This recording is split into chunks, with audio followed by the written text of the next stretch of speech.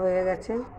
এরকম করে পাতলা করে বড়ি টড়ি দিয়ে ফুলকপি আগে ভেজে রেখে আলু দিয়ে জিরে আদা পেঁয়াজ রসুন গরম মশলা দিয়ে করে ঝোল করে খেয়ে দেখবেন, খুব ভালো লাগে।